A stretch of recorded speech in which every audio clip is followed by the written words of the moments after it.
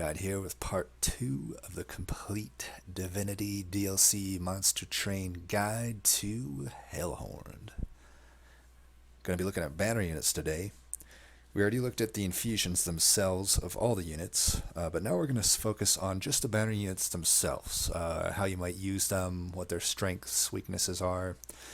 And this is interesting, right? Because prior to the DLC, Hellhorn banners were kind of a running joke, right? They were by far the worst of all 5 clans in the original game.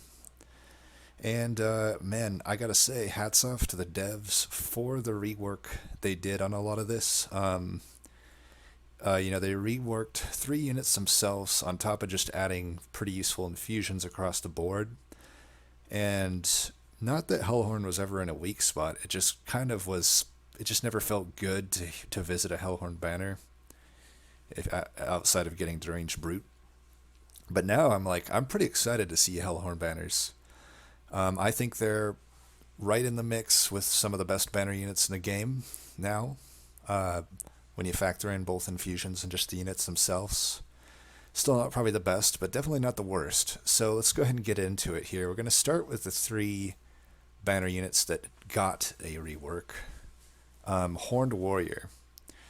It is so interesting how much better this unit is now. You'll notice before what it was just about, I think it was a 30 damage unit with 5 health, no multi-strike. So at the very base level, it's still the same unit essentially. Still does the same damage technically. But, instead of 30 in a single strike, they divided it down to 15 with 2 strikes. And it's so interesting how just this simple change made this unit so much better. And it's weird too, because you think about it, it's really not better than an Animus of Will. It's you could almost argue objectively worse. Yet still just the single multi-strike makes this unit so good. It's such a solid unit. It's not like an insane unit now. Well, it's not. It was never an insane unit, but now with the rework, it's not an insane unit necessarily. But it's just such a solid backliner. It can definitely get you through most of the game, if not the whole game. I've often just relied on it as my main damage carry, and it works out just fine. If you can find an extra multi-strike, all the better. But often just a single one is fine. There's a lot of ways around that. I have an ongoing No Frenzy Zone series if you want to check out different ways that you can go about that. But, it's including but not limited to just simply duplicating the unit, finding a way to make that work pip-wise, or just finding something like a one-horn tome, or just, not needing the multi-strike and having other ways to get your scaling and damage in. But blah, blah, blah, blah, blah. We won't get too much into that. Let's go over what you want out of Horned Warrior. Now, it really fills just one role, in my opinion, which is a backline damage dealer. And it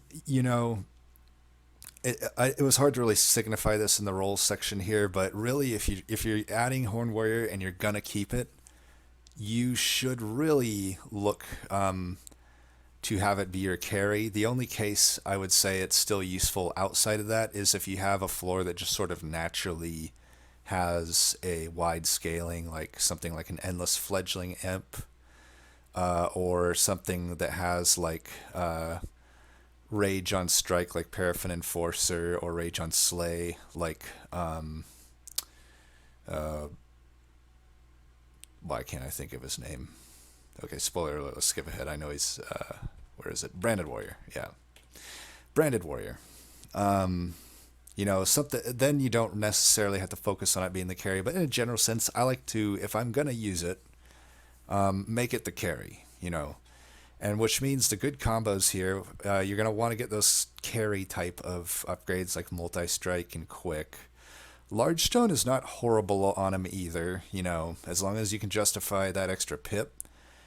These sort of squishy multi-strikers generally just like to have Large Stone. It gives them health and a good initial damage boost, so adding some survivability, even if they're backlining, Large Stone just gives them survivability against sweeps, spikes, things of that nature. Also allows you extra buffer room for using things like Razor Sharp Edge or Dark Deal, which are very good, solid spells for scaling out. And even a 25 health Heartstone is pretty useful. I would say, in a general sense, this 25 health upgrade is the most commonly added, like, 25 gold upgrade that I add at Merchant of Steels to almost every unit. You're not going to find many units where you don't like this, but you especially like it here, even though it's not a frontliner. And you could also get a Battlestone. I would just say it's less desirable, so I didn't really put it down here as something to target, but Battlestone can suffice if you can't find Heartstone. But the thought is 5 health just isn't enough. You might get by early, but once you start getting to those higher amounts of spikes and the sweepers, you just can't get by on 5 health, and you need to either add health or have something else that adds some survivability. You know, some sort of a armor add or some unit on the floor that adds armor. But anyway, you know, good combos. Mainly you're just looking to add damage, so any of these demons are obviously going to want Gurg's Goad. But card-wise, you know, Razor Sharp Edge, Ritual of Battle, Dark Deal, those are going to be staples. Echo Transfer. I didn't list out everything here. These are just what I commonly find myself adding. Inflame, by the way, I used to hate on this card a lot prior to the DLC, especially after the double stack nerf. I find it's not so bad in the DLC anymore. It's not great, but it'll do. Like, if you didn't hit on any of these, Inflame will work. It's especially good if you can get like a -2 upgrade and then double stack it, because then it's basically like old school double stack at that point, right? You can get 8 rage and 10 armor for 1 ember. That's not a bad deal. It's not insane for kind of what you had to pour into that to get it there, but it's still workable. Like, sometimes Inflame is what you're given and you're not given these other things, and you might not want to just skip Inflame. Like, Inflame will work if you make it work. Also, since it's a backliner, One Horn Tome is always an option. You know, adding extra multi-strike is never a bad thing, but adding Fragile could be. So you obviously have to take this and factor in if you have armor or not. I probably wouldn't do it if you don't, because there's too much spikes and sweepers in the game to deal with that. So, you know, there are some caveats here, obviously. And then as far as good infusions, generally anything that adds an extra multi-strike's gonna be good here. I didn't really list all of them off because I felt in some cases it didn't make a whole lot of sense to infuse. Like, say in the case of like Animus of Will, I would be more inclined to just keep the Animus and not really infuse them together. It's like, I guess if you already had upgrades poured into Hornware, you could put that in, but other times something like I think a Hornware into itself makes a bit more sense than that, especially since it's easy enough to do, since you can Hellvent itself and then infuse it into itself. Like I said, though, if you can't deal with Fragile, you obviously don't want to do that one. Alpha Fiend's not a horrible one. Much better if you have an extra multi-strike. The extra pip could suck, but what it does is, especially if you didn't find much rage, it provides you plenty of scaling that should get you through the game. Demon Fiend, also similar to Large Stone, pretty good on Horned Warrior. You do get that extra pip, but you get an initial 30 damage, which in a baseline case here is an extra 60 damage, even more if you could find a multi-strike. And then, as we talked about survivability, you get 30 health, so that's a pretty good deal. Morsel Maker, technically you could list Morsel Maker under almost any unit. It's one of the most solid infusions in the game. It's not like a super high ceiling one, I'd say, but it's just always going to be good. Like, the initial 5 health is okay, but the 6/6 every turn, that's really good at any stage of the game on any unit. And with Horned Warrior, you know, as we said, you want survivability, you want scaling. This just provides both. Same with Wickless. You know, you do have to get harvests, of course, but getting some extra damage and survivability is a good deal. And there's no downside, by the way, to Morsel Maker or Wickless. Some of these others come with things like Fragile and Pip increases. Same with Shard Soul. It is definitely an extra nod in the direction of Morsel Maker, things like Morsel Maker and Wickless Baron, that they don't have downsides. But Shard Soul, you know, similar. It gives initial survivability. You do get the downside, but it gives also just really good scaling at the 2/2. Same with First of Kin. That's obviously situational on the deck, but typically I find you can, if Wormkin's involved, There's a lot of good consumables also in Hellhorn. So between Wormkin and Hellhorn, I think you're going to have a lot of consumables. And you also have things like Impish Scholar, so it's really easy to make etch decks work. And making extra 5 damage every etch on this dude, I've often actually done First of Kin into Horned Warrior and with great results. And then Big Sludge, similar. If you're getting harvests, if you can deal with the extra pip, that's a whole lot of rage. You're going to be getting 5 rage per harvest. That's a lot. That's Horned Warrior. Very solid. I would always give it a look. Think if it might make sense into your deck, because while it's not necessarily the sexiest backliner, it's one that will work in almost every case. And then we get to Railbeater. What an interesting unit. Whereas the other, Horned Warrior and Steelworker kind of don't have huge changes. This one just gets a complete change in what it does. It used to not apply melee weakness. What it used to do is just push a unit to the back, which was hardly ever in my playstyle. I rarely made use of Railbeater, but now it's one of the better banner units in the game, in my opinion. Not always necessarily worth adding to a deck. I do want to add that caveat. It's often something that doesn't make sense in a deck, but when it does make sense, which is more often than you'd think, I would say if you're not adding it much, try adding it. Try adding it even when you don't think it's going to work. Give it a shot and see how good this unit is. It can fill so many different roles. You can add it not even knowing what you're going to do with it sometimes, and just it naturally fits into some role within something as early as the next ring. You already figure it out, or maybe a few rings later you figure it out. Or maybe it just doesn't work and you just remove it, but it's always worth a shot, I feel. If I rarely skip it unless I'm really solid in what my game plan already is. So the roles it can do pretty much every main role you can think of in the game. It's a great frontline tank. It has for 1 Ember and 2 Pip, you get 40 initial stats of defense, which is pretty damn good. There's not many tanks at that efficiency level. When you factor in that also it just naturally gives a ton of damage, even without any sort of upgrades to your backliner, it's an incredibly good frontline tank. It can also just be a utility.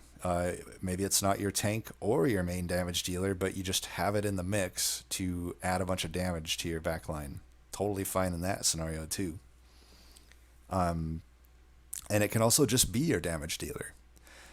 Sometimes I didn't specify backline here. I mean, it could be your backline damage dealer, but typically when I make this a damage dealer, I'm just early on finding my upgrades, finding my infusions, and just hellventing the shit out of it. And it'll just frontline, it'll backline, it'll just be a bunch of clones of it, and it'll just be there destroying everything. That's usually how I go about it with the damage dealer role. With damage dealer, you're going to want to look for multi-strike. Quick would also be nice in that case. Because obviously with multi-strike and quick and a bunch of them on a floor, that'll prevent enough damage that you possibly don't need to really add much defense. As a frontliner, though, you'd want 25 health would be great. Runestone would be very good if you have Stygian in the mix, or a Capricious Reflection. If you weren't aware, that can give you stuff from other clans. That's why I really like that artifact. Yeah, I mean, it just fits all the roles, and there's a lot of cards that combo well with it. We have a lot of the... I took out a few of these. Razor Sharp Edge and stuff like that are still fine, but I do find if I'm gonna make Railbeater be a damage dealer, I do kind of want heavier hitting scaling cards if I can help it. So things like Ritual and Dark Deal I prefer, especially since there's just a lot of ways to get that rage up, because you want to be hitting just really hard with Railbeater to fully maximize the value. And then also for the frontline role, and also One Horn Tome, super easy to get to work on this unit. It is the only unit in the game that has that much armor just naturally, 30 armor. That's so nice for dealing with fragility. The Railbeater has no worries of fragility. Fragility has almost no downside on this unit unless of course you added a 25 health upgrade or something like that, or if a lot of your defense is like things like Echo Infusion, but even then, it's not that bad. I think you can still be fine with the One-Horned Tome. And then it also, since it has so much armor, it wants to stack armor. So, things like Alloy of Ancients are pretty nice. Branding Right, not so much. I didn't list that because without a 25 health upgrade, it's got a pretty low health pool. And you're not going to be able to reuse Branding Right much. But, if you have health, Branding Right works too. And then Welder Harper is another great one. Reinforce is also great. You can even, in some weird builds, have no other armor generation and just have Reinforce. As long as one of your Railbeaters isn't getting hit, you can be scaling that armor with Reinforce. And then obviously Battering Ram works really nice with these Railbeaters. Wherever you have it, as long as it has some armor, you're going to be getting a lot of damage out of Battering Ram. Also a pretty good one to combo with any variant of Primordium, either Superfood or aggressive, because it, like we said, it can fill these frontline. Any unit that can frontline tank and damage deal can fill both roles at the same time as well, and you're going to get that out of a Primordium. Whatever you stack on them, it's perfect, and you can basically be a single carry unit at that point. And then Umbra Stone combos quite nicely with the melee weakness. Now this one listed here, you could even argue in the case of some of the rage, if we're thinking of it as a utility or a frontline, a lot of times we're just saying these get put on the unit behind. So big rage under the unit behind, so they can get a big hit in from that melee weakness. Umbra Stone, you would put that on the unit behind, and then you get that. You get the use out of how much wasted damage you might have. You're gonna be typically overkilling units by a lot with melee weakness, depending on which unit you're hitting and how much damage your dude is doing. And Umbra Stone really lets you hold on to a lot of the efficiency that you might lose otherwise from that melee weakness. And infusions, as we talked about, Horned Warrior is a great one to put into it. Because that fragile really just is hardly any of a downside. Obviously, you want to be a damage dealer at that point. If you're just making it a frontline tank, there's not much point in giving it multi-strike because you're burning the melee weakness, and if you're not planning on like putting scaling on Railbeater, there's no point in that. But otherwise, for tanking, Guardian on the Unnamed is quite nice. As we said, stacking armor is what Railbeater wants to do. Same with Shard Soul. Shard Soul can fill either role, front or back. You do get the increased pip, though, so that's not always the best. Sometimes Railbeater wants to leave space for a lot of units on the floor, or at least a good unit behind it. Siren of the Sea, I did say we like to stack armor, but Siren of the Sea can work too in either the tank or backline role. Just passive ways to gain stats is always great. Same with Morsel Maker there, same with Wickless Baron.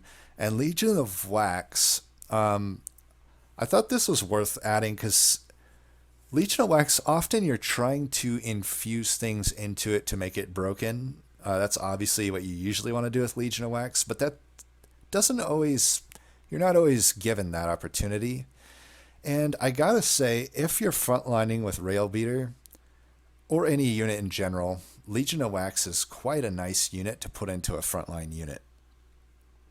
With the new reworked infusion, I've tried it out a few times, and it is quite nice. In a sense, what it does is it at least halves the damage you're taking over the course of a fight. You take the hit from the first unit, which usually isn't the highest damage unit, and then the unit behind, which is usually higher damage, has to hit this mode of wax and kill that before then you actually take any damage, right? Now, sometimes there are multi-strikers, but even in those cases, you're still mitigating a lot of damage because every time you get hit, you're just putting a dude in front of you. And especially for, relentless rounds, it is amazing. So many of those bosses, it's literally having how much they can do to you outside of like the tramplers and shit. And even then you're adding like 8 health per hit. That's still pretty nice. So I think it's pretty good infusion into the frontliner. So that's Railbeater. Steelworker, and this is the final of the banner units that got reworked, reworked themselves. And this was funny because I always thought this is kind of what the unit should be, and I wondered if it'd actually be too powerful. You might argue it is, but I love it. Now I will say, so if you just to reiterate, before instead of giving 5 to everybody, it just gave 5 to itself, and everything else was the same. It was a pretty trash unit at that point, but not only did it just get a way better effect in the rework, its infusion gets the full effect. So it's just such a good unit to add. Now, I typically am not keeping this as a banner unit. Typically I do want to infuse it into something because it just makes sense to do so. It's just kind of a totem on the floor that makes armor happen. So why not just insert that into a unit that already kind of does more specific stuff, right? But that being said, sometimes you just don't have enough divine temples that it makes sense to do so. Like maybe you have other infusions that are higher priority. And in those cases, it's still a fine unit just to have, especially, I listed Hidden Passage as a good combo here. It loves to have an overstacked floor where, maybe 2 or more of these are in effect, giving a ton of armor. And it can fill the role of utility or tank. As a utility, it just sort of sits anywhere, maybe not the front line if you're not really going to dedicate it to being a tank, because you do want it to survive and give armor to everything. But it can also fill the role of a tank, even though it doesn't have good stats. With some of these units, it's like, if it has no other role and you need a tank, you can just make it be your tank. You obviously have to add upgrades, so like 25 to health would be great. Incant armor 2. I didn't list large stone, but large stone could work. The reason I didn't list it is I typically, you typically want a wide floor to get this to work right. But if you have something like Hidden Passage, then you're not too worried about adding something like large stone. And large stone overcomes quite quickly the low health total that it starts with and really turns it into a proper tank. I should probably just list large stone there, but too late now. Already made the slides. That's a bonus for the people that listen to it versus just read them out. And good combos. Like I said, not too much to list here, just because I don't really think targeting keeping it as a banner unit is the ideal play. But should you do that, there's some pretty good stuff. There's the overstacking, but also like Apex Imp loves to have Steelworkers on the floor. It also loves to have the infusion just on itself or just other units with the infusion. Essentially, it just wants that effect on the floor. That's 5 rage a turn on top of the 5 armor it gets. So 10 damage a turn. And battering ram, obviously, if you're getting a whole floor with armor, only the front one is losing armor, if it even is. In some cases, you have Light's Gift. In some cases, you have a lot of units with quick or a lot of dazed. In those cases, you're not even losing it on the front line. Either way, you probably have a lot of armor to use with battering ram. And then reinforce in the same sense. Just there's going to be some unit that has a bunch of armor, and you can just stack up the armor and really guarantee a victory on Relentless. Also gives you that buff room for some of the more annoying Relentless fights like Stealth Boss and whatnot that can kind of catch you by surprise. And infusion wise, I don't mind infusing it onto itself either. That's a plenty fine one to do. I mean, then you just, for the one unit, you're getting 10, 1 unit, 1 ember, 2 pip, getting 10 armor to the whole group. Hey, I'll take that. Also listed here should be Railhammer. I don't know why I didn't list that, but it should be here. Definitely insane with this. Almost doubles the value. That's, by the way, the thing that adds 4 armor per armor applied. So, you'd be doing 9 armor to friendly units. But that's Steelworker. Really good rework. Love the unit now. Love it. And now we get to Alpha Fiend, which didn't get reworked per se, but we went over it in part 1. That infusion is oh so nice. But we're not really there to talk about the infusion necessarily here. We're here to talk about what does the banner unit itself provide you. So I typically don't, and similar to Steelworker, I really don't target Alpha Fiend to keep it as a banner. I'm really adding it with plans to infuse it. Now, all that being said, sometimes that doesn't turn out, especially in the case of Alpha Fiend, because Steelworker can infuse into anything, and there's no problem with that. That's always going to be fine. Alpha Fiend isn't always a good infusion. If you don't find something that really is quite good with the Alpha Fiend infusion, sometimes it just doesn't make sense to force that infusion. And sometimes in those cases, you either just remove Alpha Fiend or you make it work as a unit. So we're going to be talking about what are those times when you want to make it work as a unit. So obviously damage dealer is the most obvious role. I also listed Relentless Solution because, it keeps scaling into the Relentless fight. It's one of the better units if you're looking for an answer to take on bosses. I don't think it's necessarily that great of a unit at dealing with waves, though. Mainly because it takes up a lot of space, it takes up a lot of ember, and it just doesn't necessarily scale that fast. It has low stats to start with, and since it takes so long to scale up, you're leaking a lot of pyre health and a lot of damage on your own units in a lot of cases. But there are some ways around that, so I listed Ensnare is a good one. It'll stall and let you just keep striking and scaling up and finding other cards that you need to help you deal with the waves. Railbeater as well can just give you a lot of damage, both early on to overcome your low damage that you might have, and then later on when you have high damage, it just cleans everything up, helps you clean everything up. Plus, you want a nice frontliner, and the fact that it's a 2-pip frontliner really helps with a fat backliner like this. Typically, you don't. These fat backliners can be awkward, but if you don't have to rely on some 3-pip frontliner like a hollow, Railbeater works quite nice as a frontliner. One-Horned Tome, any sort of multi-strike, anytime you can add strikes, that obviously helps you with the scaling.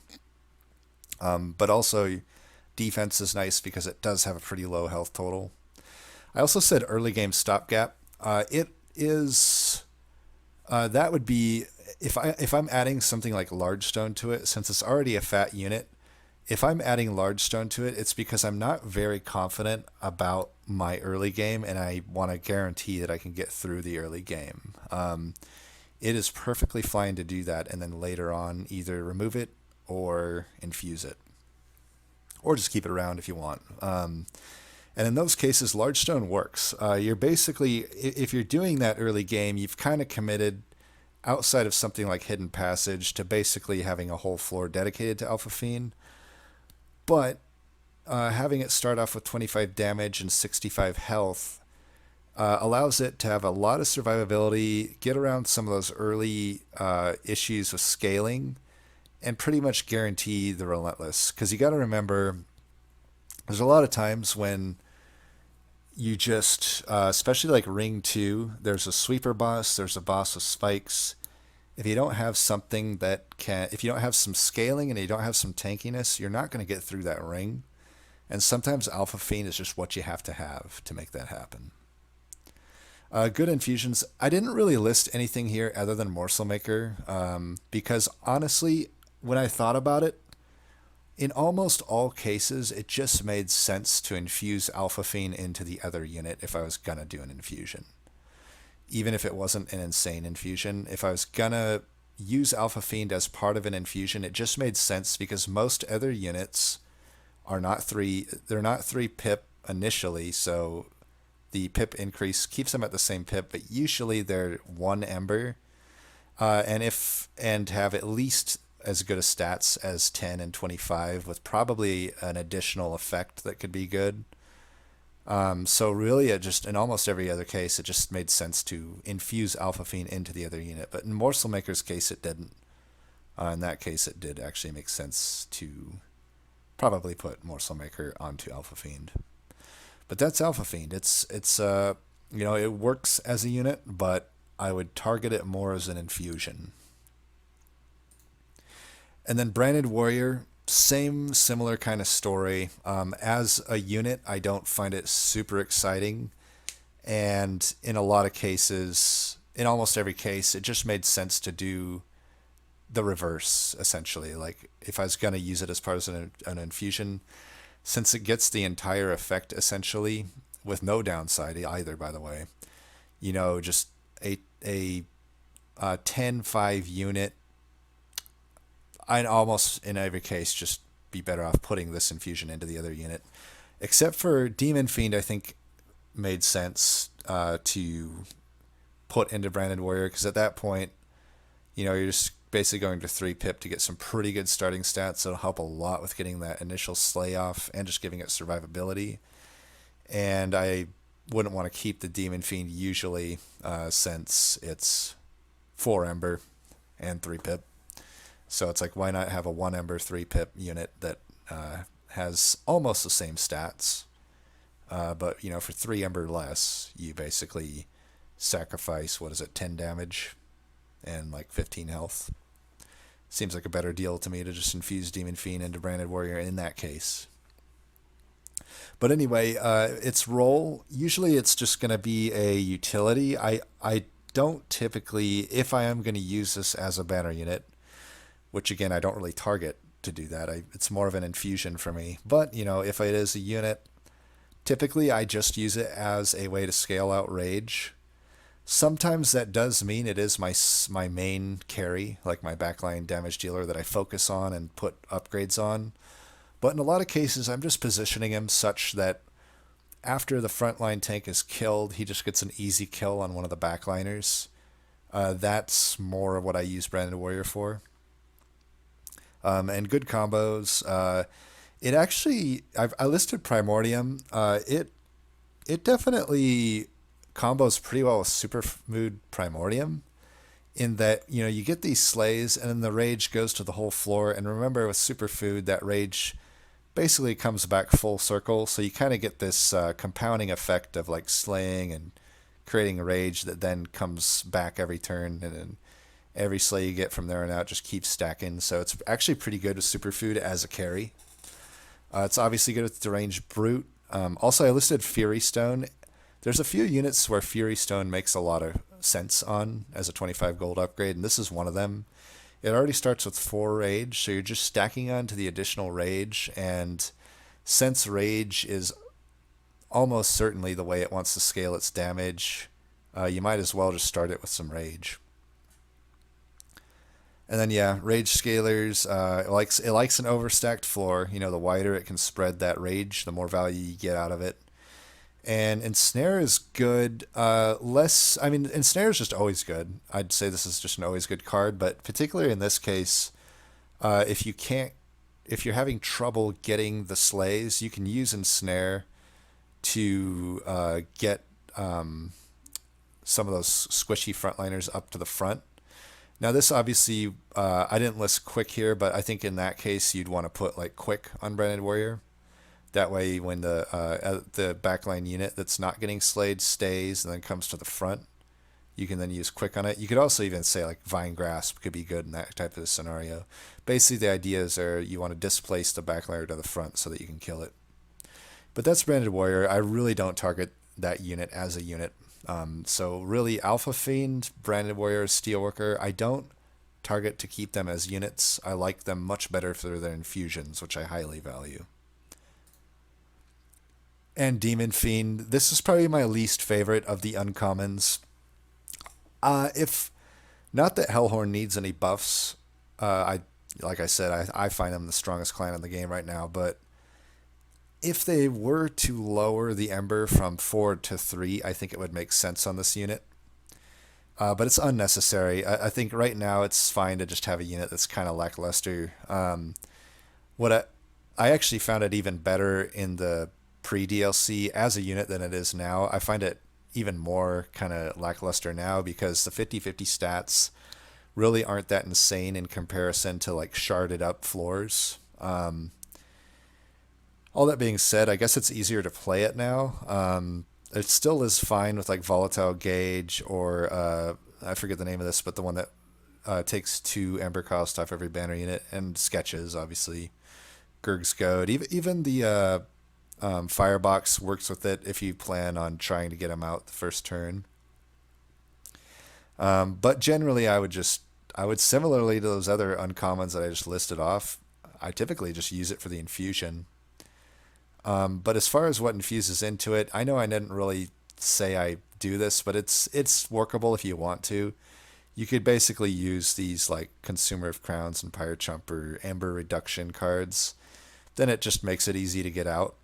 Sometimes that's a play you can make. I don't think it's a super strong play, but you know if you see for whatever reason you took it and you have one of these other units you can combine with it, it makes sense. Usually the role it wants to be kind of a hybrid tank and damage dealer. It has enough health that it's probably going to frontline.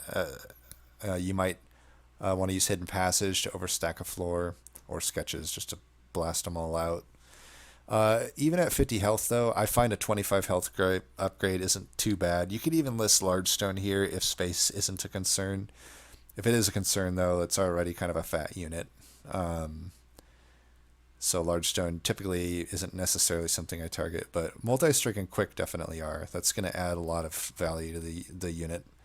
Because the stats are like, yeah, they're good, but like I said, they're not necessarily that insane in the DLC world. That's Demon Fiend, though. I probably add it the least of all the banners still. But its infusion, as we mentioned in part 1, is pretty good on some units. And now we're getting to the rares. Deranged Brute, we've always known this is good. This has always been great. One of the best banner units in the game that nothing has changed there with the DLC. As far as the role, usually it's just going to be utility for me. Basically, it's a 1 Ember 2 pip totem that sits on the floor. Gives a ton of damage boost to my actual carry unit. But that assumes I have kind of space to spare. If I don't, sometimes I do just need to make it itself be the damage dealer. That's totally fine. Obviously, you're going to want something like a multi-strike on it in that case.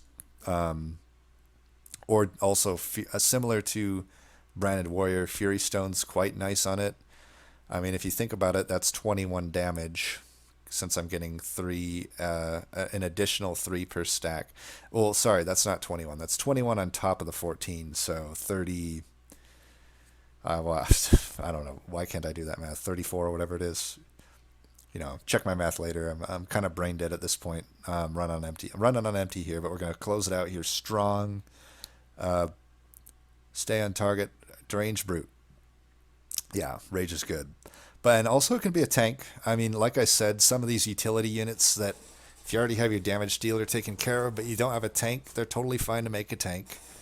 25 health isn't necessarily that high, but if you can slap like 2 25 health upgrades on it, that's pretty nice. Or even just one, and then you have additional supplemental armor cards to slap on. It can work just fine as a tank.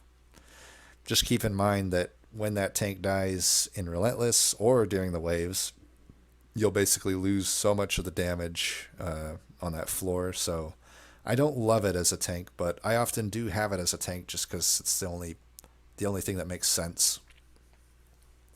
And as far as good combos, I mean, obviously Rage is going to be there.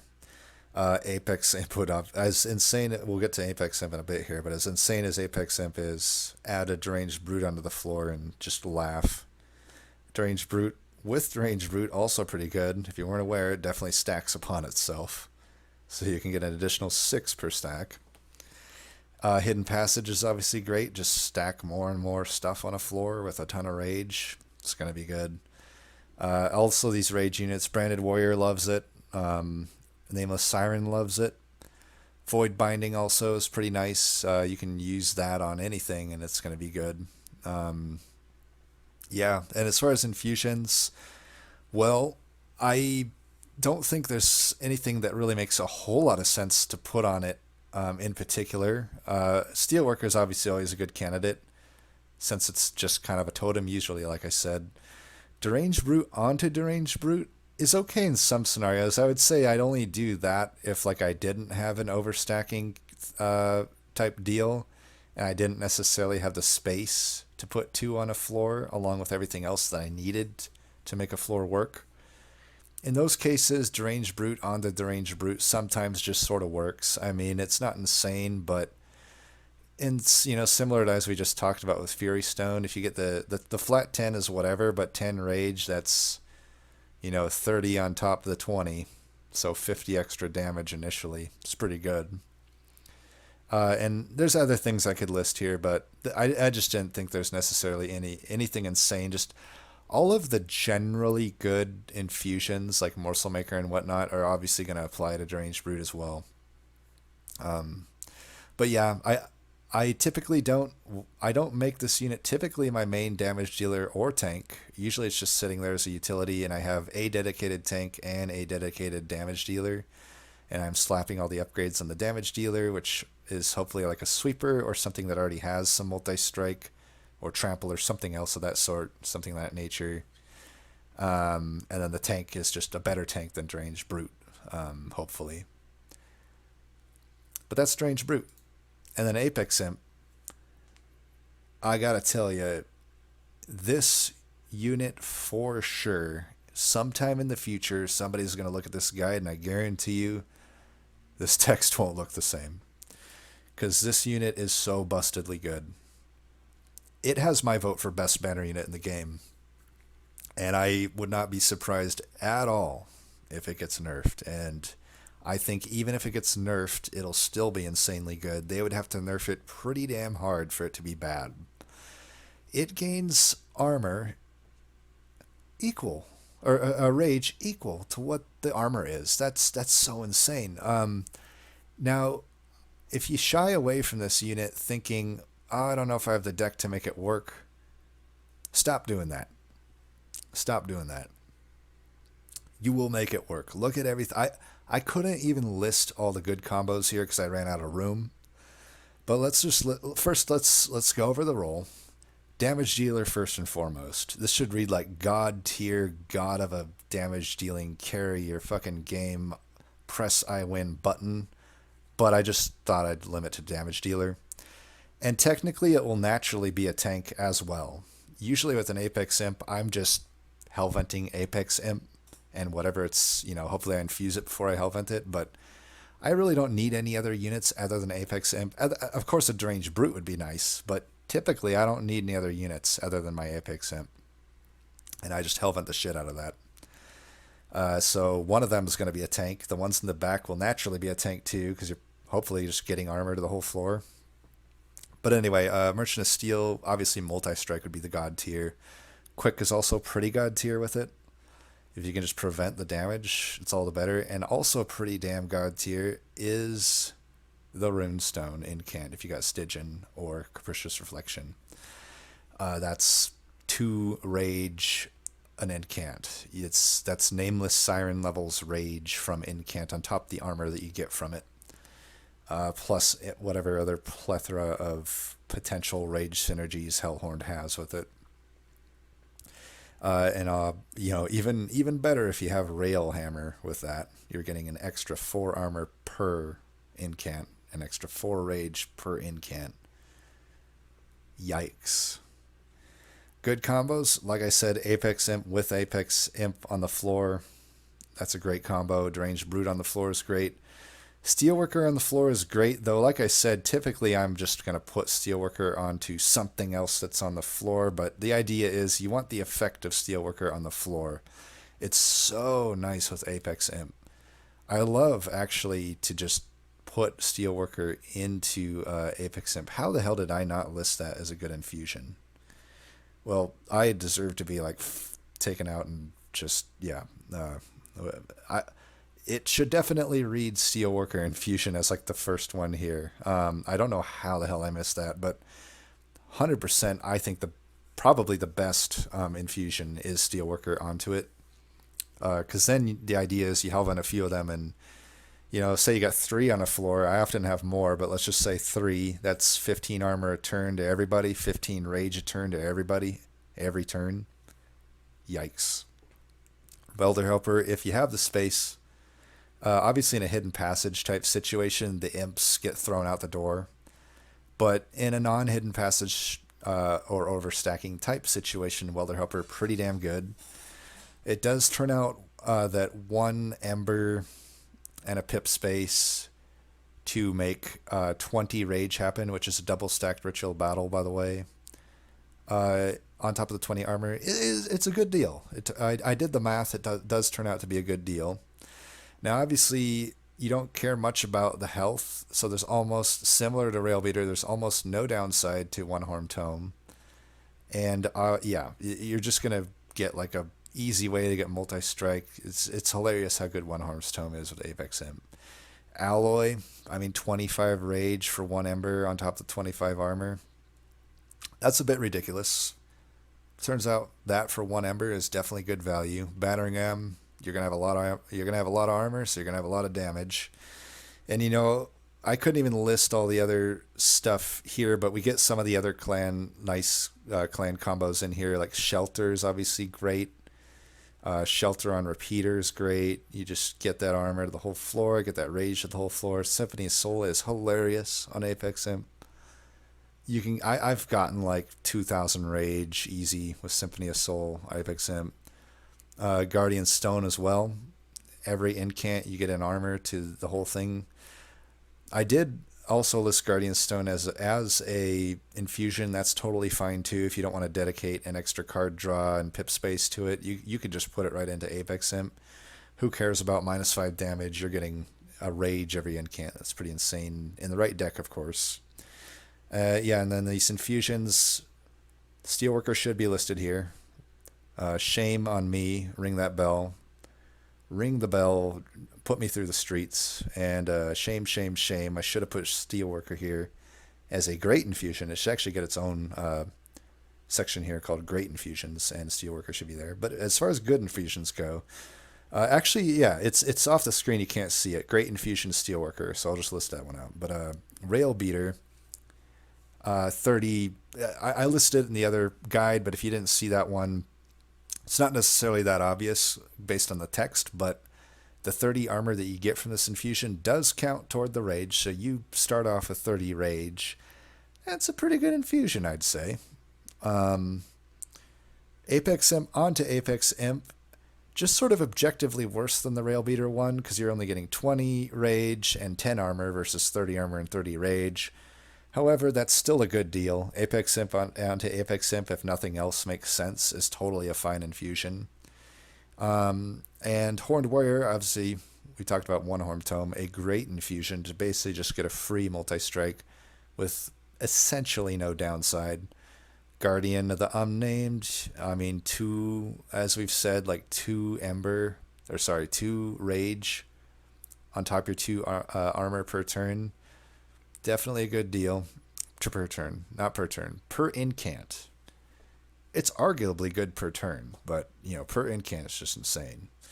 And Shard Soul Carver, if you can deal with the extra pip, of course, you basically get the same. It basically rounds down to the same thing as Guardian of the Unnamed, but it is nice to have those additional stats on top of that. And then we already talked about Guardian Stone. Pretty good. Obviously, Primordium, either any variant of it, but my personal favorite would obviously be Superfood. And Reinforce, of course. That goes without saying. But like Superfood Primordium is hilarious because you can just stack armor onto Primordium, and it'll just keep stacking that armor on top of any other rage you want to stack. Stack whatever on it, but in particular armor. And it just stacks onto Apex Imp over and over again, giving him more rage, and it's just insane how good it is with that. Yeah, definitely my vote for best banner unit in the game, Apex Imp. I'm not kidding you. You can look at my data. I've published it. I've never lost with Apex Imp. Never have. And then that's Consumer of Crowns. Throat's a little dry, so I'm not gonna even bother wasting much more breath on this shitty unit. But you can see here what I think of this unit. But to each their own on this one. If you find it good, more power to you. But I will never choose this unit until further notice, until they want to change it. But anyway, that's gonna do it for part 2. Thanks for bearing with me. I hope this was useful. The next one we're gonna go over is the spells. So I'm gonna give you my general thoughts on every single spell. And I got to say, I'm looking forward to that one because as much as I love this banner unit rework, as much as I love the infusions of Hellhorned, I think the strongest thing of Hellhorned is the spells. It's what made this clan. I mean, if you think about it, it was still one of the better clans pre DLC with how bad the banners were, and it was because the spells. The spells are just so amazing, and imps too. But we're talking about spells. There's so many good spells. I don't think there's many bad spells. There are some, but there's so many great ones and a lot of good ones. We're gonna have a lot of fun in the next one. So stay tuned for that one. As always, thanks for watching. Peace.